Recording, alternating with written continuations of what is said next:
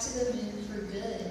It is a full dome show, so as we look up into our dome today, we'll be seeing it all around us, and it is about 25 minutes long. But before I get started with this awesome show that I have for you today, there are a few things I'd like to say. We focus straight ahead of us there where we see the 2 doors and exit sign. Again, that's straight in front of you there in the planetarium. That will be your exit at the end of the show, and as well if you have to leave during the show.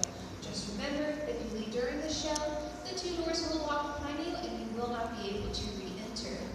When it comes to cell phones and other devices that may light up the planetarium, if you can, try to keep those devices hidden while the show is going on. Not only does the light affect what we see on the dome above us, but most importantly, we do want to be courteous and polite to the people around us. Now with that being said, I'm going to go ahead and dim these lights. So just sit back, relax, and enjoy Back to the Moon for Good.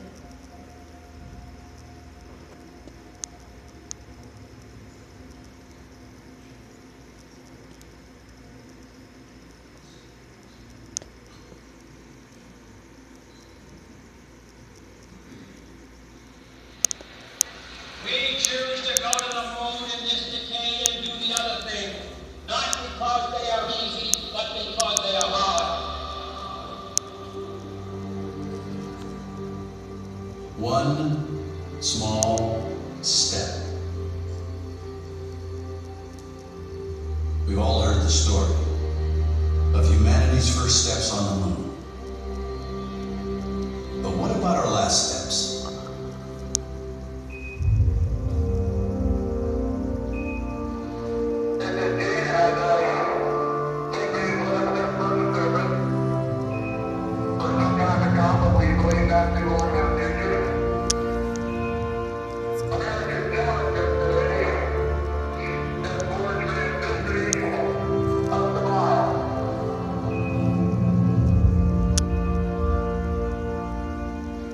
In December 1972, 2 astronauts climbed into a small metal capsule and prepared to return to Earth. The Apollo 17 crew included the first scientists to set foot on the moon, and the astronauts spent more than 3 days exploring. They conducted more experiments and examined more of the surface than any previous mission.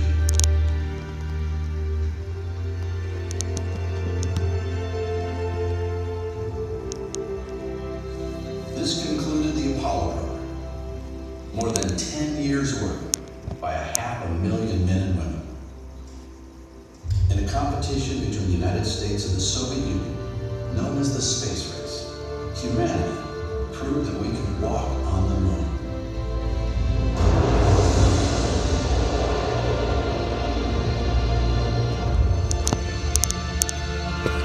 When the Apollo 17 astronauts blasted off, most people thought we would return soon.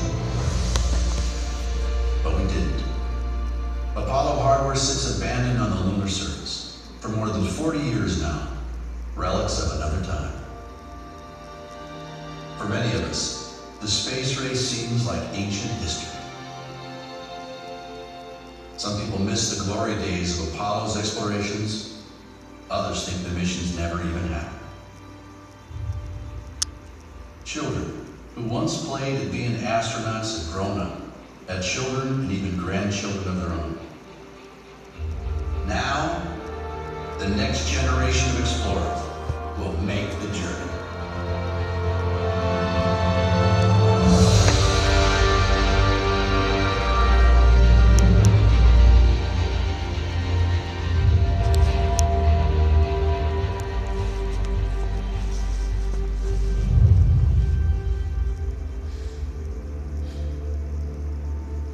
Before humans venture into space, we send our robotic explorers to help us learn what challenges we will face.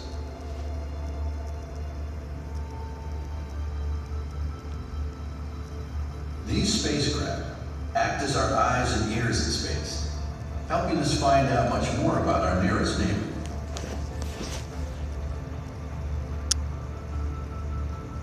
One of the earliest missions, Ranger 9, sent home thousands of images of the moon's surface in the moments before it deliberately crashed. It gave us the first detailed pictures of mountains and craters, helping us identify good landing sites.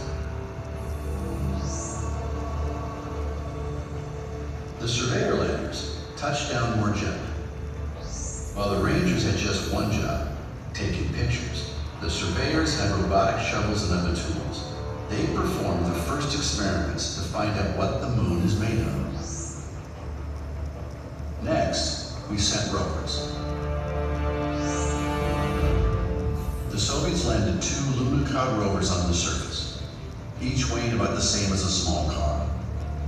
Engineers on Earth drove them by remote control for many kilometers, taking ground-level pictures and testing the moon's soil.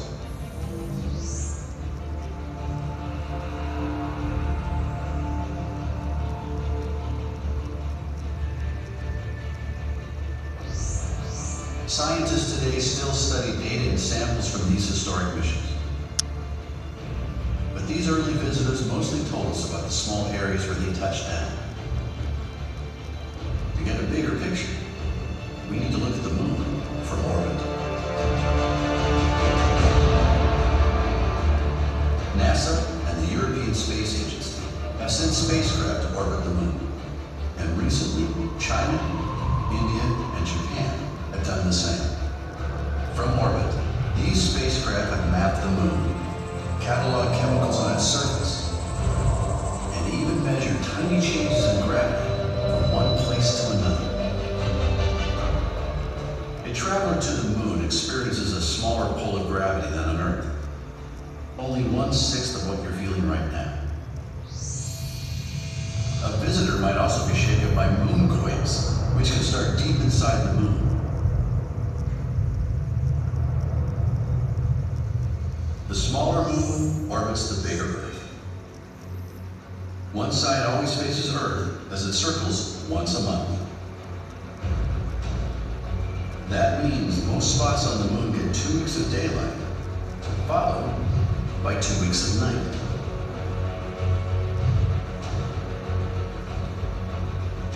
With no atmosphere to trap the sun's heat, temperatures can rise to more than 100 degrees Celsius.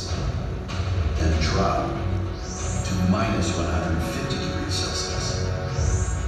A visitor to the moon needs to deal with this wide range of temperatures. But not every spot on the moon goes through such extremes. Near the poles, some mountains receive sunlight all the time, and some deep craters always remain in the dark. One spacecraft, called the L-Cross, went on a one-way mission to slam into one of these dark craters. The impact lifted up a cloud of material that had been hidden from the sunlight for billions of years. Inside this cloud, the L-Cross detectors discovered pure, frozen water. Water at the poles can help people to live on the moon. We can drink water, of course, use it for growing food, and also break it down into oxygen and hydrogen. Obviously, we need oxygen to breathe, but we can also use oxygen and hydrogen as rocket fuel. The moon has other resources too, including aluminum, iron, gold, even platinum. These can help us out here on Earth, help us survive on the moon, and help us venture to other worlds and beyond. But the moon lies far from Earth, and governments have spent tens of billions of dollars to travel there. Can we find a better, more economical way? What would motivate people to start the new space race? For centuries, people have created prizes to encourage exploration. In the 18th century, the British government offered a reward to improve navigation and to make ocean voyages safer. Nearly 100 years ago, New York hotel owner Raymond Ortiz offered a prize to the first person to fly across the Atlantic non-stop, a first step toward creating global commercial airlines.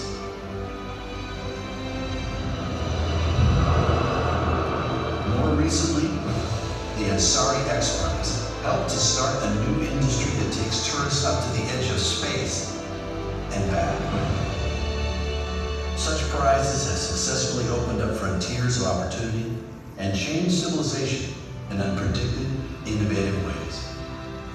So what prize could bring us together to go back to the moon? How can we harness the enthusiasm, resources, and know-how that exist all around the globe? For such a difficult project, you need a big prize and a big vision. The Google Lunar X Prize has inspired people from around the globe to join a new era of lunar exploration.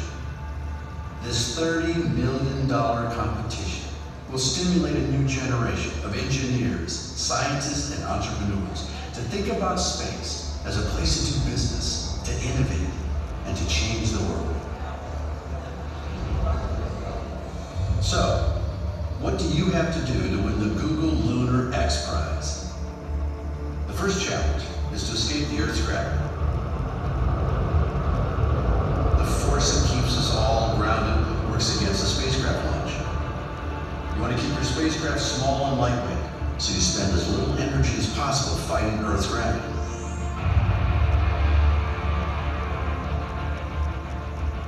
Once you're off the ground, you need to cross the 400,000 kilometers to the moon. One small miscalculation, and your spacecraft could end up missing the moon entirely. On the way, you need to make course corrections to avoid smacking straight into the lunar surface. To get into lunar orbit, or begin your descent to the moon's surface, you need to slow down. Slowing down requires firing engines at exactly the right moment for the right length of time, so you need precise calculations to end up in orbit. Then you need to find some place to land. You'll probably want to avoid rocky hills and craters and land someplace flat. After making it to the surface, your craft has to either take off again or release a rover or smaller hopper. Then, whether it flies, hops, rolls, or roves, your spacecraft has to travel a distance of 500 meters. To claim the Google Lunar X Prize, you must now initiate your mooncast, take video and pictures, and send them back to Earth so we can all share what your spacecraft can see.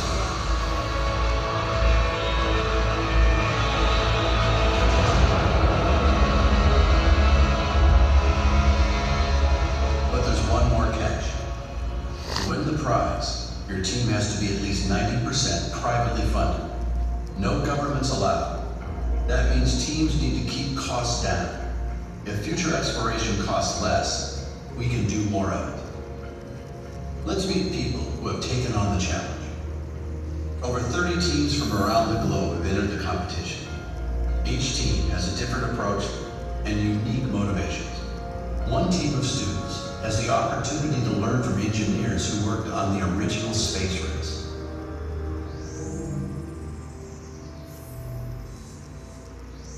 I'm Ruben with Team Omega Alpha. We are in Orlando, Florida, and our rover name is Sagan. And the cool thing about Sagan is that students are getting to design the rover, and they're also building it. So they get to send a piece of them to the moon.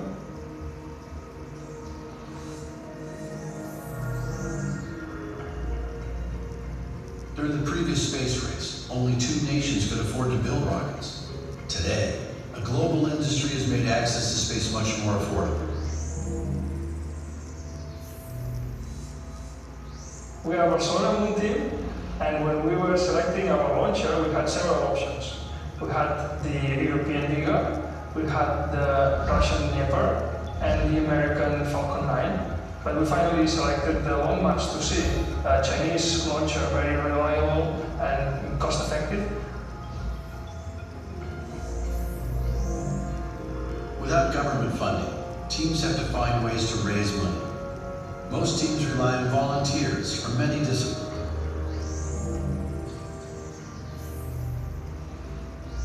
At SpaceL, we are mostly, 95% of us are volunteers, engineers from many fields, aerodynamics, mechanics, and so on.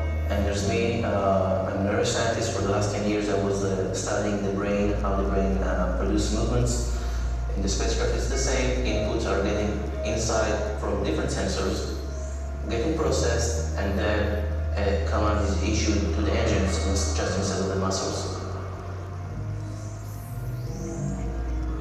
Keeping the mass of the spacecraft small reduces the cost of a launch, forcing teams to explore compact and creative designs.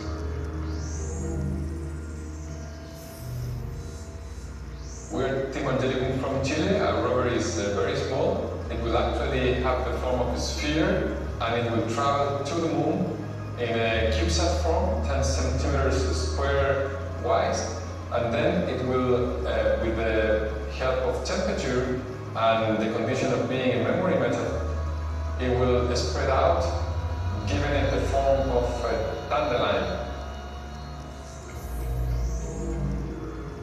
After landing, each team's equipment must travel 500 meters, but not all teams intend to do it with a rover.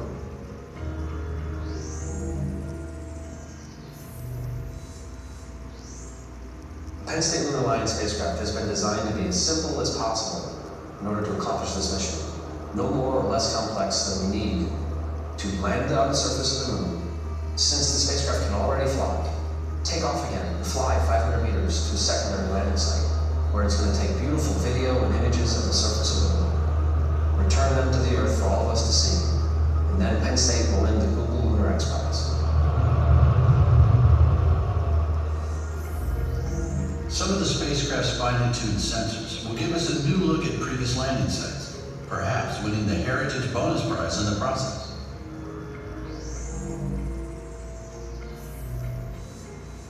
We're part-time scientists, and with our rover Asimov, we're going to land at the Apollo 17 landing site, and we're going to capture the moon in a resolution that has never been done before. We want to film the place where man last walked on the moon, and we're using two special cameras which are actually capable of seeing much more than a human eye can see. So we can do a lot of science, but also see the moon as it is today.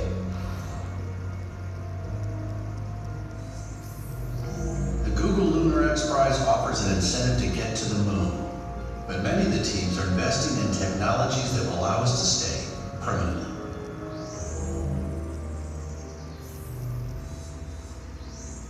Astrobotic is sending Polaris to the pole of the moon. One of the major challenges is when the sun is out, it's hot. When the sun sets, it's very cold. The cold can get down to liquid nitrogen temperatures, which is many, many, many degrees below zero. We've found technologies and are developing technologies that can survive that night and start up when the sun comes up the next day.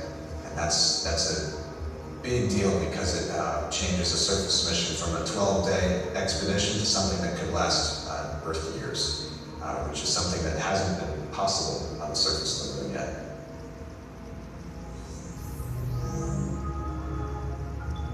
Finally, to compete for the $20 million grand prize, these teams must make their attempt before the competition deadline.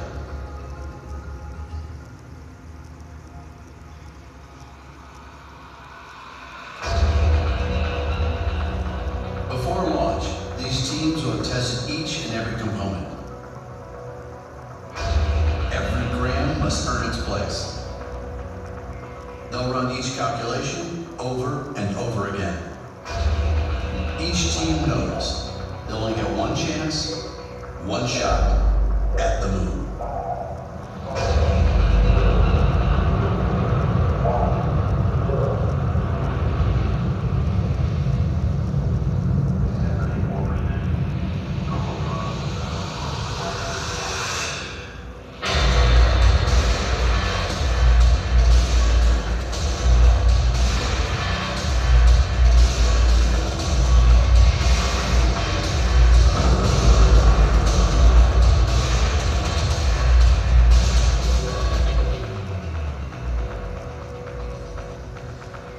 Who will make this daring attempt to win the prize? Which spacecraft will survive the 400,000-kilometer journey? Which team is going to land on the moon?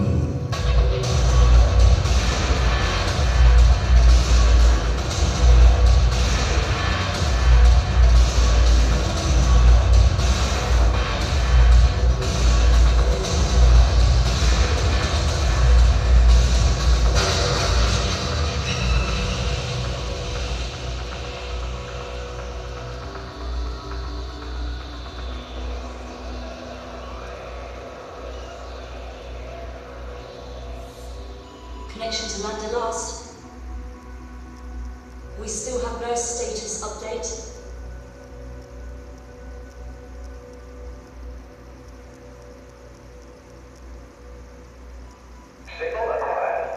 We're down safe and on the moon.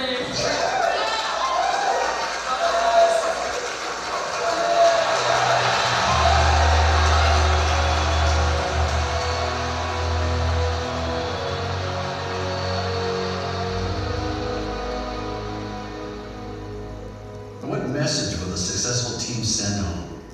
The first word sent from the lunar surface in more than 4 decades. But the race hasn't ended yet. The spacecraft must travel 500 meters and send back more video and images to win the X Prize.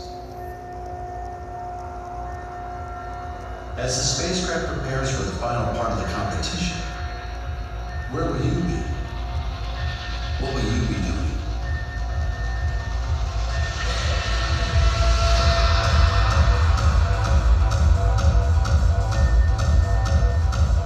Will you be cheering on your team? Will your team take the prize?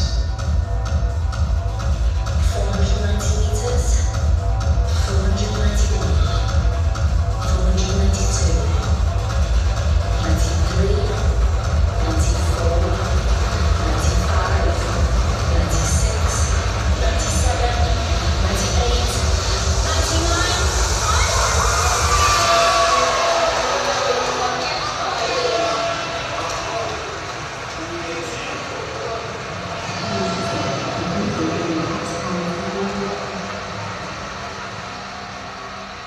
These tiny robotic spacecraft will lead the way, not just from Earth to the moon, but from the present to the future. I can't believe how far we have walked. But we found it. And it's still in the same spot where it won the X Prize. Huh. I thought it would be bigger. It's a tough competition to win the prize. Sometimes smaller is better. This is so cool. I lost my room. There's a step which finds right between here. Our robots will lead the way, but they'll soon need humans to help explore our sister world.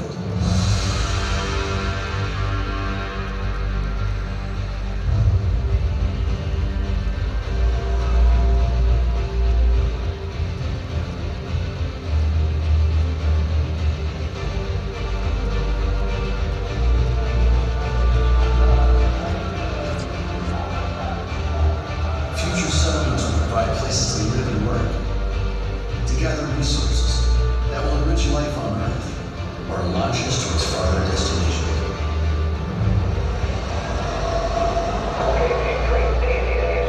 Never been yet. Just go under his path. What we didn't find. Great. We'll check back with you. Perhaps some of the problems we face here on Earth can find solutions out here, on the moon, or elsewhere in space.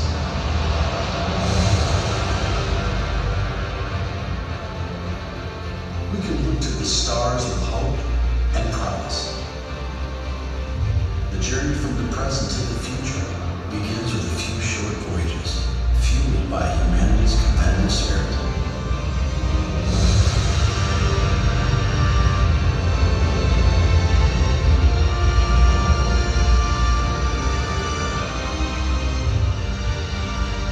These expeditions will take us back to the moon,